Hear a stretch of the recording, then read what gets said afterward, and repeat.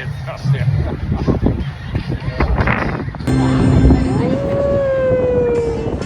Hello mga sisi, another day, another dollar. Ito na nga, first time ko manood ng baseball dito sa Amerika. Dahil may pa-surprise daw sa akin si Steven. Sabi niya, sige itong Sunday, labas tayo. Siya daw bahala, iso-surprise niya ako. So ang ending, nanood kami ng Jumbo Shrimp baseball team at ang kalaban naman nila ay Rochester, New York. Dahil nga mga sisi, wala naman talaga akong kaalam-alam kung paano ba itong baseball na to. So ang ginawa ko na lang, kumain na lang ako ng hotdog at nakikinig ako kay Steven. Explain niya sa akin kung ano yung catcher, yung pitcher, tsaka yung batter, tsaka kung paano yung second base. Ay, mga ganyan. Ang dami pala mga terminology ng baseball, no? Hindi ako makaintindi. Hindi katulad sa basketball mga sisi. Feeling ko mas madaling intindihin yung basketball sa atin sa Pilipinas, 'di ba?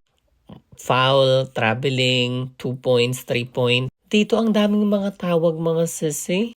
Ang kinagandahan pa dito mga sisi, sobrang ganda nung seat na nakuha namin. Sobrang lapit. And then facing siya nung mga players kaya nakikita mo talaga yung ganap. Ang medyo hindi maganda lang is yung panahon dahil nga medyo gloomy.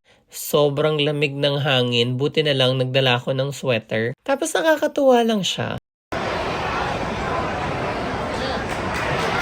Wow. Kumaintindi.